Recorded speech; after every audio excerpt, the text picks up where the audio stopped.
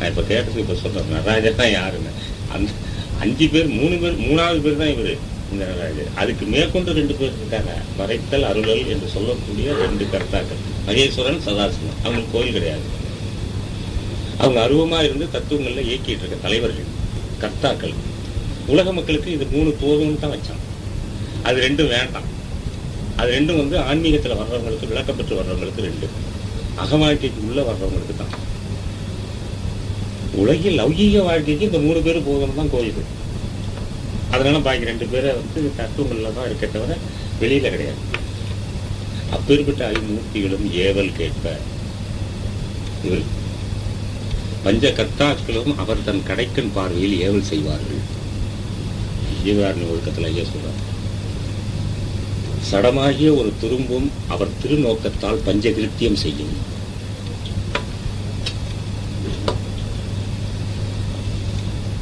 வேதாந்தம், சித்தாந்தம், போதாந்தம், நாதாந்தம், கலாந்தம், யோகாந்தம் என்ற 6 அந்தங்களிலும் அவர் பெருமை விளங்கும். அதை கடந்தும் விளங்கும். மாமாயை, மகாமாயை, பெருமாயை, சுத்தமாயை, அசுத்தமாயை, சுத்தா பெருமாயை, அசுத்தா பெருமாயை ஆகிய எல்லா மாயைகளையும் கடந்து அப்பால் அறிவுருவாய் விளங்குவார்கள். அப்பால் அறிவுருவாய். முக்குணத்தாலும் விகாரப்படார்கள். முக்குணத்தவர்கள் காலதத்துவங்களுக்கெல்லாம் வரைபட மாட்டார்கள். ஆதாரத்தில் நின்று நிராதாரத்திலும் அவர் தேகம் உள்ளாகும், சூட்சிமம் உள்ளாகும், காரணம் உள்ளாகும். இதெல்லாம் அவங்க பெருமையை பற்றி சொல்லியிருக்கிற விஷயம். பெரிய பெரிய அடிகளார்களுக்கு, பெரிய பூஜா நிஷ்ணயங்களை உள்ளக்கூடிய அடிகளார்கள் தத்துவவாதிகளுக்கு தெரியல. நான் சொல்லிட்டு இருக்கேன். மாய பொண்ணு கேட்டது.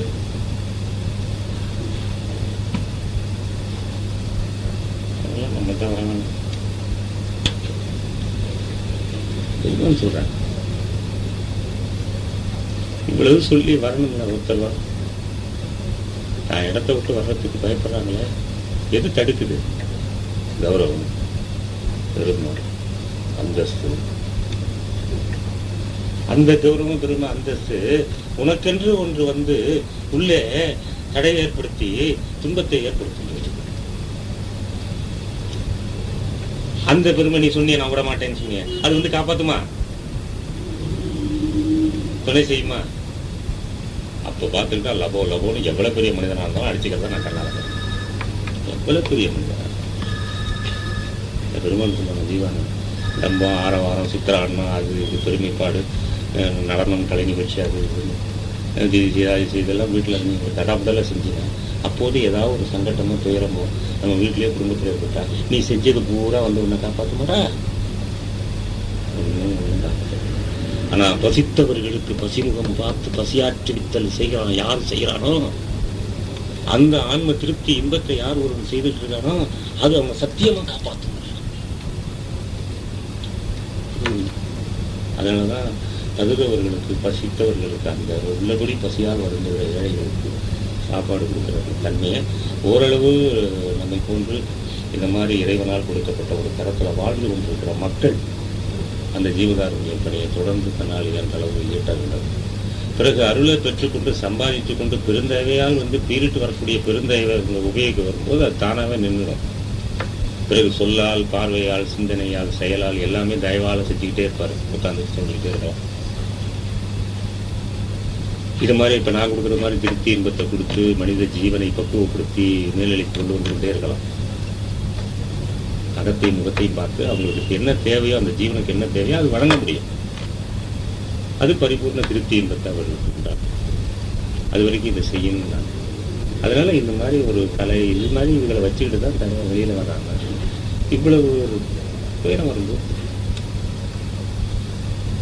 ஆனால் இவ்வளவு ஒரு அறியாமையில் இருக்கிறாங்க. எவ்வளவு ஒரு பெரிய நிலையாக இருந்தாலும் அவங்களுடைய வெளியெல்லாம் இருக்குது. ஆனால் முழுக்க ஒரு இதில் கட்டுண்டு போய் கிடக்கிறாங்க. அது இனிமேல் மாற வேண்டும். எல்லாரும் பெருமானுடைய திருவடி, அந்த திருவடி கதி, திருவடியை தவிர பெருமான் 9 வயசுலேயே சொல்லுவார், நான் கொண்ட விரதம் நின்று அடியலால். இது முருகன் கோயிலில் பாடினது எல்லாரும். அதுதான் 9 வயசில் பாடினது கந்தக்கோட்டத்தில். கந்தசாமி கோயில் மெட்ராஸ் கந்தசாமி கோயில், அப்புறம் கந்தக்கோட்டம். நான் கொண்ட விரதம் நின்று அடியலால். யார்? அருட்பெருஞ்சோதி ஆண்டவருடைய திருவடி. நின் அடியலால் பிரதமை நாடாமை ஆகும் இந்த நல்விரத மாங்கனியை இன்மை என்னும் சுட்ட நாய் வந்து கவ்வி அந்தோ தான் கொண்டு போவதினி என் செய்வேன் தளராமை என்னும் கை தடி கொண்டு அடிக்க ஓர் வழியிலே தன்முகம் பார்த்தருள்வாய் அப்படின்னு அப்போது கேட்கிறார். என்ன என்ன அது எது வந்து நம்மளை அது அது அது அந்த நிலையிலேருந்து நம்மளை வலுவ வைக்கிறது எது? அதில் நான் தளராமல் இருக்கிறதுக்கு ஒரு கை தடினாலும் அந்த நாய் வந்து அப்படியே தவக்கு தப்பிட்டு போகுது. நான் ஒரு விரதம் வச்சிருக்கேன், உங்களுடைய திருவடியை தவிர வேறு எதையும் நான் வந்து சிந்தையில் வைத்துக் கொள்வதில்லை என்ற ஒரு விரதத்தை கடைபிடித்திருக்கிறேன். ஆனால் இந்த இம்மைங்கிற நாய் வந்து துட்ட நாய். இம்மைன்னா தெரியுதா? இந்த லௌகியத்தில் இருக்கக்கூடிய விஷயங்கள் என்ன செய்யுது, இதில் வந்து உள்ள உண்டு உழுவும் போது அப்புறம் எங்கே அவர்கிட்ட வச்சிருக்கிறதா என்னென்னமோ தான் ஓடி போகுது. அப்படி இருக்கும்போது அது வந்து கவி கொண்டு போகும்போது நான் என்ன செய்வேன், அப்பவும் தளராமை என்னும் கை தடி கொண்டு அடி அது வரும்போது அந்த தளராமைங்கிற தடியினால் அடித்து விரட்டணும். என்ன செய்வேன், எனக்கு அது நீ தான் வழங்கணும் அப்படின்னு கேட்டவன் அப்போவே கெடுத்துக்காது. அதுதான் உண்மையான விரதம். விரதம் என்பது பட்டி கிடக்கிறது இல்லை. பெருமான் பட்டினி கிடக்கக்கூடாதுன்னு சொல்லியிருக்காரு. தேகத்தை பொன்போல் பார்க்க வேண்டும், பக்குவ ஔஷாதிகளாலும் மற்ற வகையினாலும் தேகத்தை பாராட்டி வைத்துக் கொள்ள வேண்டும். எல்லா நியம கர்மங்களை எல்லாம் முறைதான் சொல்றாரு, எப்படி எல்லாருன்னு சொல்றாரு. ஆனால் பட்டினி கிடக்கிறத சொல்லணும். நோய் வரும்போது சாப்பாடு இல்லாமல் நீங்கள் துணுங்கிறது அது வேற. பொதுவாக பட்டினி கிடக்கக்கூடாது, அதை விரதம் என்று சொல்லக்கூடாது. கொல்லாமையை விரதம் என்று சொன்னார். உன் திருவடியை தவிர மற்றொன்றை நாடாமையை விரதம் என்று சொன்னார். கொல்லாமை விரதம். ஒரு உயிரை கொன்று அதன் உண்ணுதல் செய்வதில்லை என்று யார் ஒன்று அவன் விரதம் மேற்கொண்டவன். அவன் கடவுளுக்கு பக்கத்தில் சமீபத்துக்கு செல்ல வேண்டியவன். உயிர்கொலை செய்யாமலும் புலால் உண்ணாமையும் யார் ஒருவன் இருக்கிறானோ அவன் வந்து கடவுளுக்கு அடுத்த அந்த அருள் வழிக்கு செல்ல தகுதி உடையவன். மற்றவர் எவருக்கும் எந்த பெரிய அடிகளாராக இருந்தாலும் சரி, எவ்வளோ பெரிய மகானாக இருந்தாலும் சரி, யாராக இருந்தாலும் சும்மா முடியாது. அவர் மறுபடியும் ஜென்மம் எடுத்து தெரியும் எனக்கு என்ன நடக்கும் என்ன ஆகுங்கிறது தெளிவாக தெரியும். சும்மாலாம் போட்டு திகட்டி. அதனால அதுதான் விரதம். உன் திருவடியை தவிர வேறு ஒன்றை நாடா இருத்தால் அது விரதம். இது விரதம். இதுதான் உண்மையான.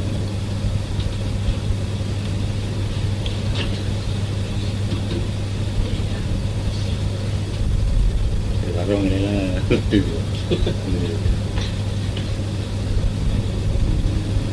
மணி ஆயிடுச்சு. போகலாம்.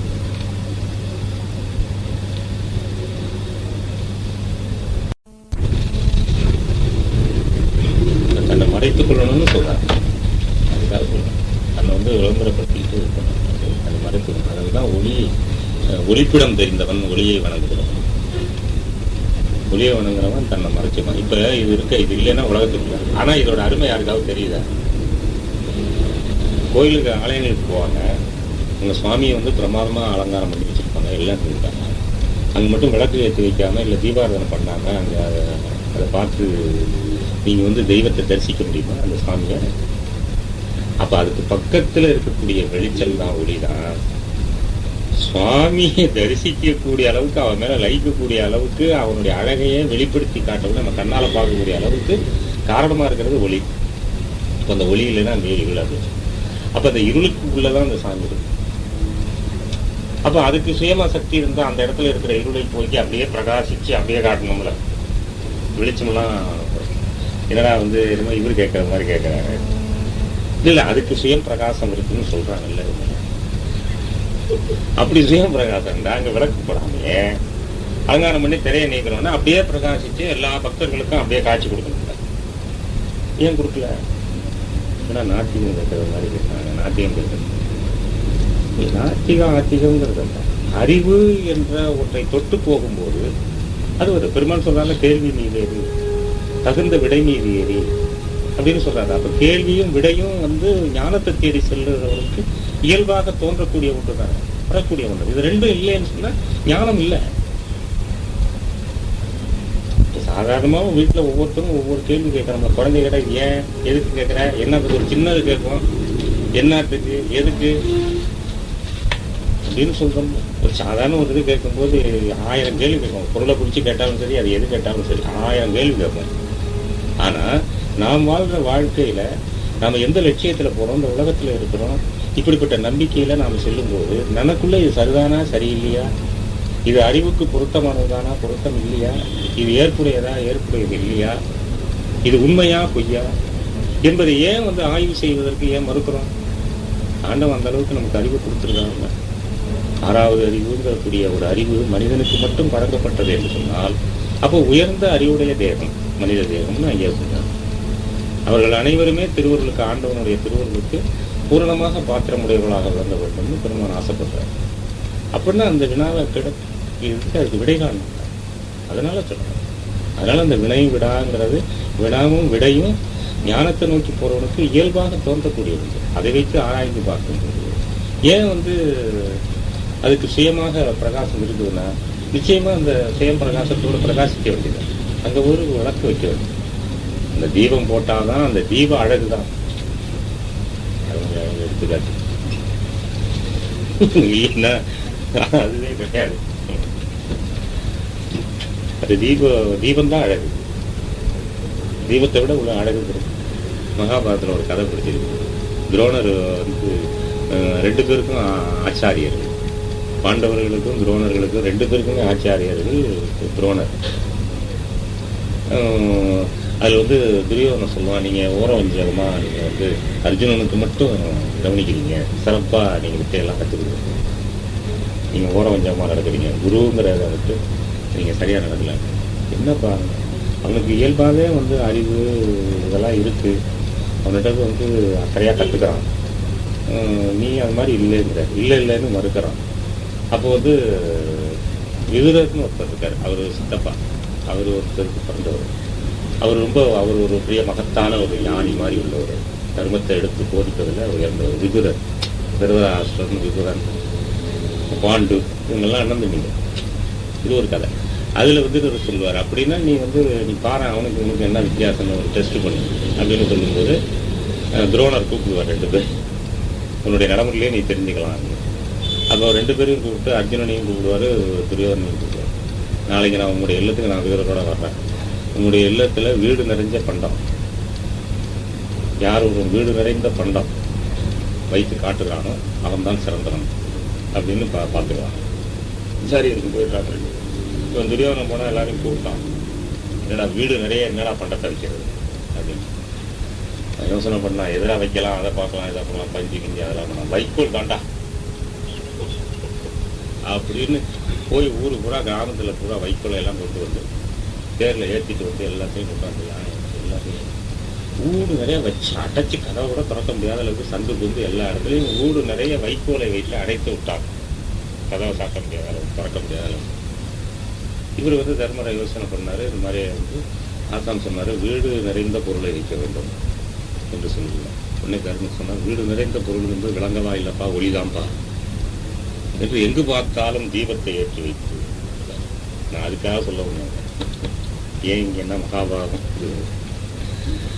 வீடு நிறைந்த பொருள், அதில் ஒரு சில குறிப்புகள் சிந்தனைக்கு, நம்முடைய புத்திக்கு, உலகியல் இயக்கத்துக்கு சில குறிப்புகள் அது. அப்போ வீடு நிறைந்த பொருள்லாம் எங்கள் பக்கம் விளக்கேற்றி வச்சு ஜோதிமயமாக வச்சுக்கணும். முதலவா அர்ஜுனன் துரியோதன வீட்டுக்கு போகணும், அங்கே போனால் கதவெல்லாம் திறக்க முடியாது யாருன்னு. ஏட்டா நான் தான் உண்மையாக வச்சுருக்கேன், அதான் வச்சுக்க சொல்லிட்டு என்னையா வச்சுருக்கேன்னா அது மாதிரி வைக்கோலை வச்சுருக்கேன், கதவை திறக்க மாட்டான். இந்தியா வா இங்கே வான்னு அவனையும் கூப்பிட்டுட்டு வந்தாரான்.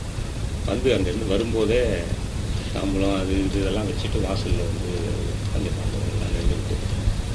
அந்த மனம் கமழும் நறுமணங்களும் அந்த பூஜை புனஸ்கார பொருட்களும் இருந்து வீடு நிறைஞ்ச தீபம் ஏற்றி வச்சு மங்களகரமாக பார்க்கறதுக்கே அப்படியே எப்படி இருக்கும்.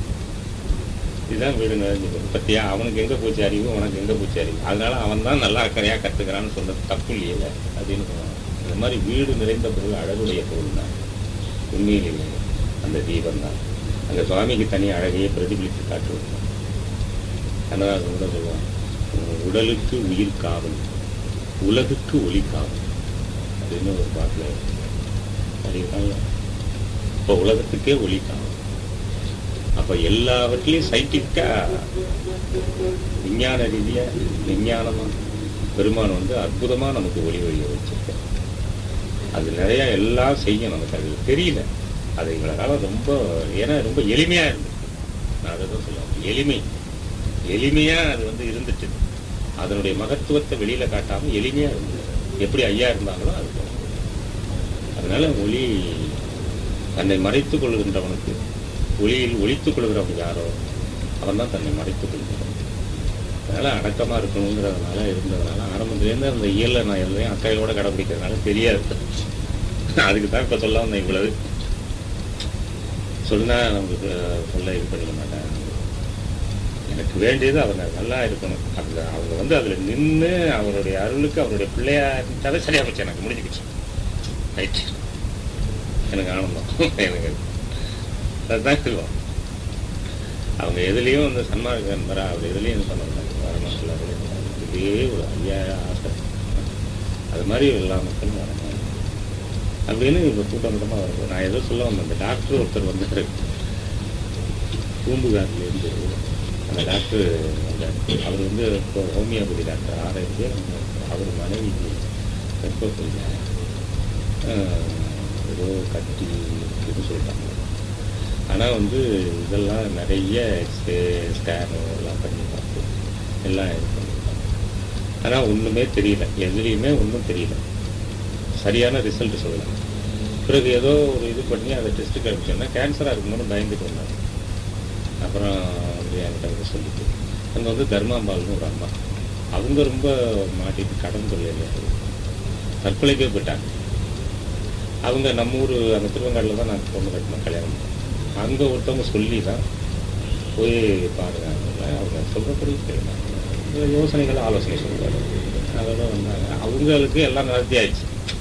அவங்க சொல்லி இவங்கள வந்தாங்க வந்து உட்காந்தாங்க. நான் முதல்ல அவங்க வந்து கேட்டாங்க, அவங்க சைவமா சைவம். சரி, நீங்கள் முதல்ல பிள்ளால் சொல்லுங்க. பிறகு இந்த மாதிரி நிறைய டாக்டர்கிட்ட செலவு பண்ணிட்டாங்க. நானும் பார்த்துட்டேன். ஒன்றும் தெரியல, பயமாக இருக்குது. ஒன்றும் இல்லையா, டக்குன்னு கர்ப்பப்பையில் புண்ணு இருக்கு, கட்டி இல்லாமல். அது வந்து உங்களுக்கு இந்த வலியை உண்டாக்கிட்டே இருக்கும். ஒரு மாதிரி எரிச்சல், கருப்பையில் எரிச்சல் எல்லாம் உண்டாக்கி எல்லாம் சரியாயிடும். நீங்கள் 9 பூசத்துக்கு வடலூர் நான் போடுற கட்டலெல்லாம் அதான் நம்மளால் அவங்க 9 பூசம் நான் சொன்னது மாதிரி நீங்கள் அதை வழிபாடு செய்யணும். குடும்பமானவரை நீங்கள் அன்னதானம் பண்ணணும் அப்படின்னு சில உபாயமாக சொல்லி அது மாதிரி 9 பூசத்துக்கு வந்தாங்க. பிரமாதமாக இருக்காங்க. அது ஒரு குழந்தை கட்சி ஒரு 9 பூசம் இருந்தாங்க. அதுக்கு ஒரு வருஷம் வந்துட்டு இருந்தாங்க. ஒரு வருஷம் வந்தாங்க. 9 நிமிஷம் மேற்கொண்டு வருவாங்க. இப்போ வர்றதே இல்லை.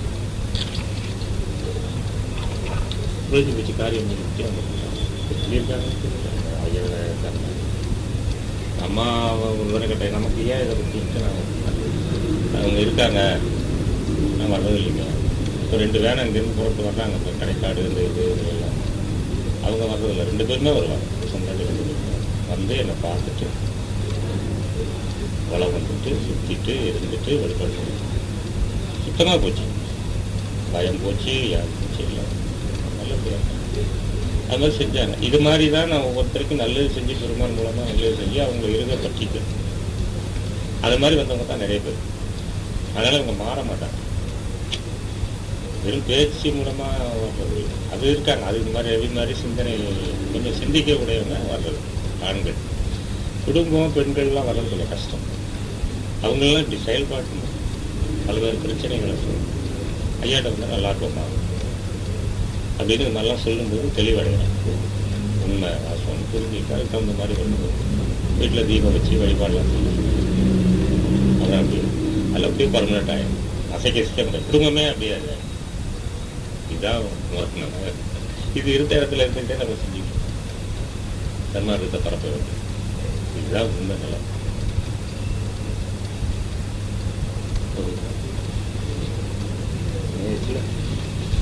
இல்லை